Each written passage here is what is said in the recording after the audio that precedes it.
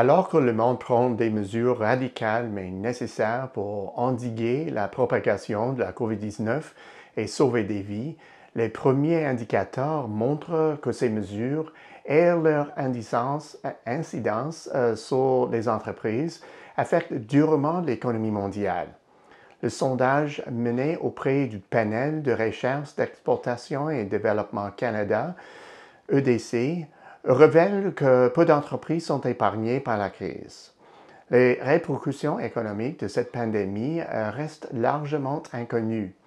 Si les statistiques officielles accusent un retard par rapport au développement rapide qui survient dans l'économie, les sondages permettent de mesurer promptement l'impact d'une conjoncture sur les marchés. À ce titre, le sondage d'EDC nous donne un aperçu de la manière dont la pandémie affecte les entreprises canadiennes exerçant des activités sur le marché intérieur et à l'international. Répercussions. Les résultats du sondage d'UDC.ca confirment l'ampleur des bouleversements économiques. Une poignée d'entreprises déclarent ne pas subir les contre-coups de la pandémie. Toutefois, les trois quarts des répondantes affirment que la crise a fait chuter leurs ventes. Et cette chute est brutale. En effet, dans l'ensemble, les répondants font état d'une diminution d'environ 15% de leurs ventes de janvier à la mi-avril, le recul étant légèrement plus marqué pour les ventes à l'exportation que les ventes sur le marché intérieur. Notons que ces répercussions sont très concentrées chez plus d'un répondant sur trois dont les ventes ont fléchi de plus de 50% depuis janvier. Dans ce contexte, une question se pose. Combien de temps cela va-t-il durer? La plupart des entreprises sondées s'attendent à ce que les impacts de la COVID-19 sur leurs ventes persistent jusqu'à l'automne et 40% pensent même que ces impacts perdureront jusqu'en 2021. Bon nombre d'entreprises ont des besoins pressants en matière de financement et plus l'économie tarde à redémarrer, plus ces besoins augmentent. Près d'un cinquième des respondantes indiquent qu'ils devront combler des besoins additionnels dans ce domaine d'ici la mi-mai, tandis que 58% estiment que cela se produira d'ici le mois de juillet. Ces chiffres mettent en évidence l'importance de plusieurs des programmes gouvernementaux qui sont rapidement déployés pour répondre aux besoins essentiels des entreprises. Ce n'est sans doute pas une surprise. Les petites entreprises sont généralement les plus durement touchées au niveau des ventes et possèdent les coussins financiers les plus minces. Elles représentent donc le segment où les besoins financiers sont les plus urgents. À la question demandant aux répondants d'exprimer leurs principales préoccupations, plus d'un répondant sur 5 désigne la COVID-19 comme une menace à l'existence de son entreprise et fait part de ses craintes de devoir fermer boutique dans 6 mois. Les réactions. Les entreprises composent avec les effets du virus de diverses façons. Elles réduisent leur production. Pas moins de 29% des répondantes ayant cessé leurs activités à ce chapitre. Elles diminuent le nombre d'heures de travail et les salaires de leurs employés. Enfin, elles recourent au licenciement, plus de répondantes ayant procédé à des mises à pied temporaires plutôt que permanentes. Comme on l'a vu lors des guerres tarifaires et commerciales, les entreprises savent faire preuve de résilience et d'ingéniosité en des temps difficiles. Nous avons tous lu ces récits d'entreprises ayant réorienté leur production pour fournir des produits en forte demande.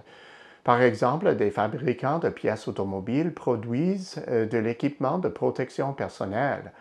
Des acteurs du secteur du vêtement confectionnement des masques stylisés.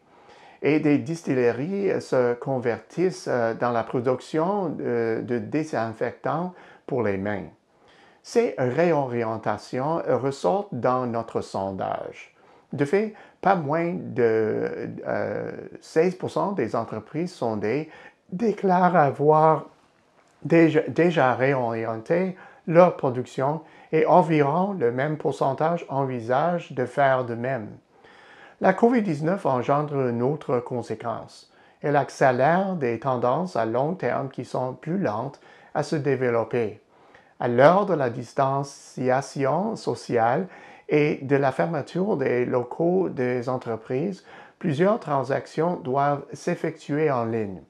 Et cette situation avantage des entreprises. C'est notamment le cas de certaines brassières qui ont amélioré leurs résultats d'affaires. Les consommateurs se tournant vers les fournisseurs locaux et les achats en ligne afin de gagner du temps et d'éviter d'être exposés au virus. Notre sondage révèle que la plupart des répondants sont en mesure de réaliser une partie de leur vente en ligne et qu'un quart d'entre eux peuvent effectuer la totalité de leur vente en ligne. Cependant, un cinquième des entreprises interrogées affirme ne pouvoir réaliser aucune vente en ligne. À l'évidence, ces entreprises seront les plus durement touchées. Le commerce international a pâti de l'annulation des contrats, des retards d'expédition causés par l'incertitude entourant les dates de livraison, de la suspension des activités des fournisseurs, des restrictions en matière de déplacement ainsi que des difficultés à entretenir des relations avec des clients et des fournisseurs se trouvant dans d'autres pays. Il semble donc que la COVID-19 oblige les entreprises à modifier leur chaîne d'approvisionnement en temps réel. Certaines des entreprises sondées ont déjà changé de fournisseur, 6% sur le marché intérieur, 9% sur les marchés mondiaux. Et elles sont 2 fois plus nombreuses à envisager de modifier leur chaîne d'approvisionnement. Au bout du compte, la pandémie mondiale a profondément changé notre quotidien. Il faudra des mois avant d'obtenir des statistiques économiques officielles. Or, les sondages nous donnent un aperçu de la conjoncture à un moment particulier. Le sondage d'EDC révèle qu'à la mi-avril, les entreprises canadiennes ont souffert des impacts de la COVID-19, même si certaines entreprises ont réussi à adapter leur modèle d'affaires pour tirer leur épingle du jeu dans ce nouveau contexte. EDC continuera de suivre de près l'évolution de la situation en s'appuyant sur le sondage qu'elle mène auprès de panels de recherche et sur le sondage de l'indice de confiance commerciale. Et ce, tout en continuant d'offrir ses services d'information sur les marchés et de financement. Il reste à espérer que les résultats du sondage du mois prochain montrent des améliorations. D'ici là, restez en sécurité. À la semaine prochaine, ici Peter Hall, cette semaine pour Stephen Tapp.